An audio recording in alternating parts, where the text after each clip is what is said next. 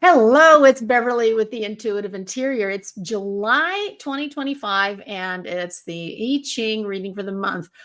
This is the Yin Water Sheep month, or goat, depends on which particular terminology you're trying to go with. You're going to see that represented in differently in different practitioners. So because this is yin water and the goat or sheep, we've got a lot of yin energy going on. So yin water is like dew. It's like mist. It's very intuitive, real gentle.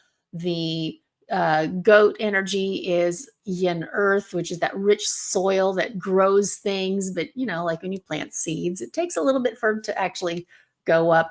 But hidden inside of that is that goat energy is also yin fire, which is that lovely, feeling of the heart, that emotional connection. So that means that this month could be filled with a lot of emotion, a lot of mystery, a lot of potential fear, because water energy is emotional and fear is a real contagious one of those right now, as well as an opportunity for growth. That's why the card number 47 is the card for the month.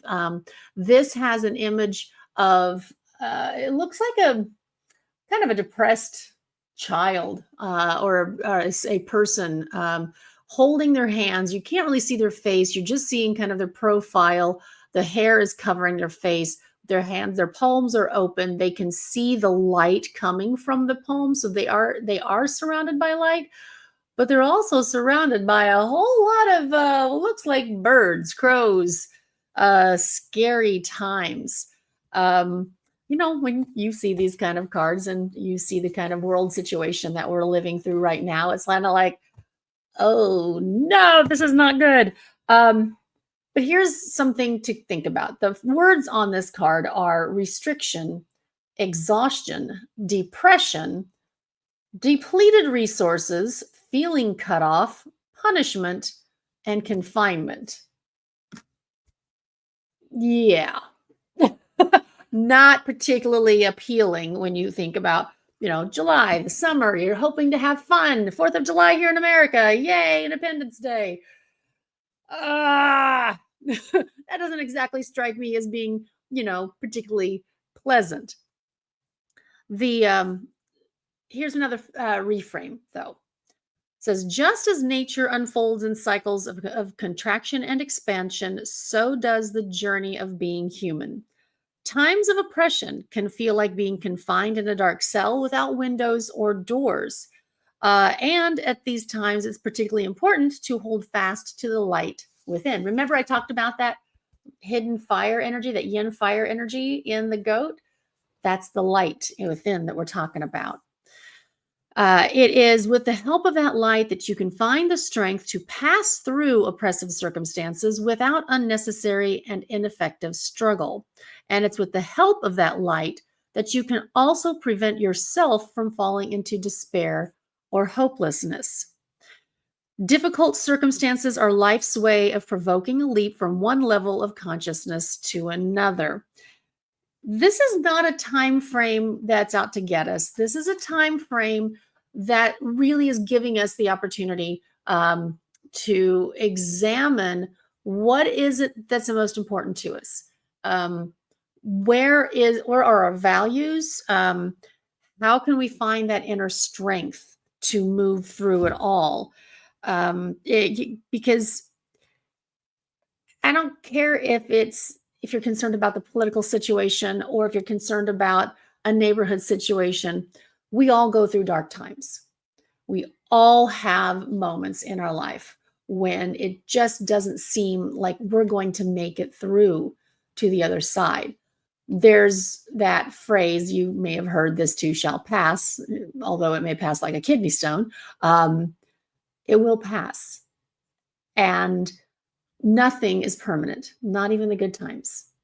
So just remember that even though the good times don't last, the bad times don't last either. Embrace whatever you can at the moment.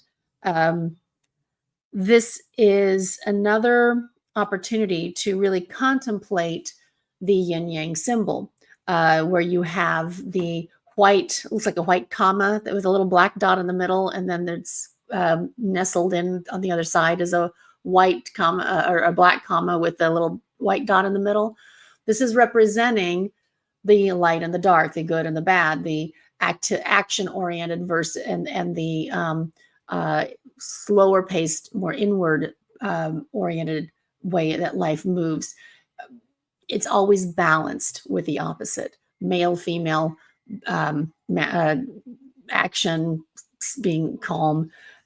This is a time maybe where we get to take that deep breath and make sure that we understand what's going on before we start running out and taking action. Or conversely, looking at its situation and seeing, maybe I've been too sedate for too long and it's time for me to get going.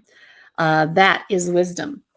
So the next card to look at here is number 5, waiting. This is an image of a very pregnant woman with the crescent moon as her earring. I love that little touch. But yeah, she's got kind of a miserable look on her face. And so for all of the women out there that have had the opportunity to have a pregnancy come to full term, you will know that those last few weeks are horrible. I mean, they're just, every single organ has been rearranged and bounced on multiple times. You're lucky if you can hold down even a fraction of the food that your body really needs, because your stomach has been compressed against your diaphragm and nothing works right. Your body is aching and you really don't have a whole lot of choice. You have to wait until that baby is finished cooking so that you can then let it move on to its next incarnation in the human form. So waiting here is perseverance, take care of essentials, restraint, leave well enough alone, moderation, and right timing. Sometimes when you think it's time for something to happen, it's just not. And if you try to push something before it's ready, then that's not good. I mean, think about a baby bird. You may or may not have had the experience of watching a chick hatch, but you cannot pull the shell off before it's ready, or else you actually damage the bird. I did that once as a child. I grew up on a farm and we hatched baby chicks, and I just saw one little thing as like, oh, maybe I can just help a tiny bit. And I made it bleed and I felt so bad. I mean, it wasn't so bad that the chick didn't survive, but that was a little traumatizing. And so I really learned how you have to be patient and literally let nature take its course. The focus line on this one is number 5. And this is called, this is the line that invites us to, be more of a leader, to take more action on this. I know taking action on the waiting card, contradictory, but this will make more sense. It says, really living in synchronicity with the flow of the Tao requires self-awareness and alertness to the rhythms of change. When the opportunity arises to take a breather, make sure you take full advantage of it. Enjoy the rest, but remember not to fall asleep, because there's still much more to come that will demand your total attention when it does. The summertime is a great time to try and take a vacation. I'm actually recording this in advance because that's exactly what we're going to be doing, is taking a vacation. So I don't know what's going to be happening between now and the time that this is released. But I do know that even if you can give yourself a little bit of a time out of time, maybe it is just a 30-minute meditation break to help your body recalibrate, to help your nervous system and your vagus nerve to kind of reset. That's going to give you the strength and the clarity to know, well, when is the right time for action? Man, when is it the right time for me to sit back and not take action? Because remember, we talked about all those emotions being way up. We got to really kind of bring ourselves down so that we know with a perfect amount of clarity what is ours to do and what isn't. Okay, so interestingly, the next card that came up was this exact one with the person in the egg. It's number 3, difficulty in the beginning. So this again is a very much of a birthing thing. So there's a theme here. There's a birthing theme. So something is about to be reborn. This says it's growing pains, doubts and fears, awkwardness, becoming stronger, vulnerability, and inexperience. I really don't know what's happening for exactly what's going to be coming down the pike in July. There are so many possibilities. Um, we might have a whole new country here in the next few years, months, whatever. We might have a whole new world order here shortly. We might be all looking at our community in a whole new way. I think it's time for all of us to just kind of get ourselves grounded. Make sure that we know that we are able to be grounded, focus on the nature, know that it's not going to be a walk in the park. Even the walk in the park might not be a walk in the park, depending on whose dog is off leash. Keep your dogs on leashes, please, y'all. Thank you.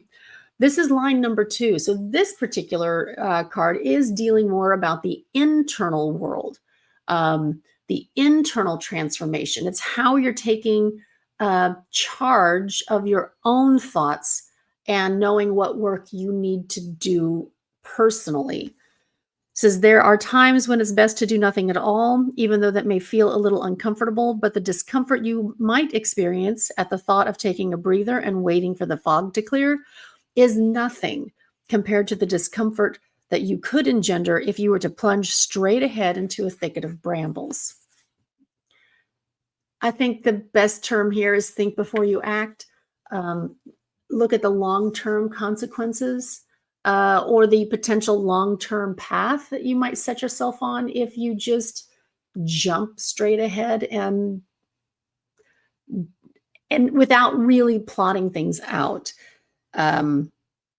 Says chaos and confusion around you or within you might actually be a much needed jolt. It's becoming apparent that certain aspects of the life to which you've been accustomed are dramatically being shaken up. And whether you think you're ready for it or not, the outgrown is already falling away. Just as the smallest seed requires tremendous energy to break open, once it does, it leaves the shell behind. And then, faced with innumerable challenges, it emerges from the darkness into the light, and this happens in the right timing of things. Sounds like we are going to use that heart energy, that hidden heart energy of that goat, that fertile ground, that we need to just understand that there's going to be a lot of emotions floating over us and around us. And the more we can stay grounded and neutral, not too crazy, not too depressed, but kind of more of an even keel, then we'll be able to see the world as it really is. Because here's the third card. Number 29, the Abysmal. This is just a beautiful picture of a waterfall going into a beautiful pool at night where you really can't see what's around you. You just feel like you're getting pummeled by the water. And remember, I talked about water energy being emotions, fear, panic, chaos, anger, grounded. All of that is also contagious. It says danger, insecurity, overwhelm, unpredictability, hazardous conditions, dark emotions, facing fear, and courage. Courage. We have that inner cowardly lion, but I hereby award everyone a medal for courage because we are courageous. We're courageous when we step up and we set things straight for certain people. We question our own inner dialogue and monologue. Well, sometimes it's a dialogue because it does feel like I'm talking to various people in my head, but that's just because I apparently dissociate sometimes. It does represent danger. It represents change. It represents the time in our lives when we will be learning lots of things. Now, because this is line 6, this is the very top line of that. This is the line that represents finalizing plans, sharing them with others, making a plan, joining together as a community to shift the things that you can. That's in the history of all civilizations. The more successful communities are those that have a strong connection to the other people living around them. We have been duped into thinking rugged individualism is the way to go. Yes, we do need to, do our own things, but we also need to be very aware that we are doing our own things that are impacting other people in our community. And so finding that balance of how can we be supportive and still, be our amazing, glorious individual selves. Says that one of the mind's favorite activities is to set up a nonstop series of dramatic twists and turns in every effort to divert the energy away from tuning in and taking responsibility for actions that have not been effective in dissolving our problems. Every step out of turmoil begins from within. If you haven't been there lately, it's time for a visit. I thought that was a cute little last line in this book about that. Yeah, sometimes it's scary inside. Sometimes, we feel like we're being pummeled by that emotional waterfall, that it's scary to break out of that little cocoon, that little egg. And we don't necessarily want to leave the safety of that womb, that home, that nest. But we have the light within to guide our way. We're all here together, especially on this channel. We are very supportive here on this channel. The last card I want to show you is just another one from this beautiful deck, the Chinese 5 Elements Oracle. And it's this image of the water sheep. And it's a woman in a meditative position with this pretty little white sheep next to it with the little, it has an infinity symbol above the red flower crown. I've never seen a sheep calm enough to put a red flower crown on. But it is a slow and steady, the pace of the earth should be the mantra for our current situation. This is a very transformational month.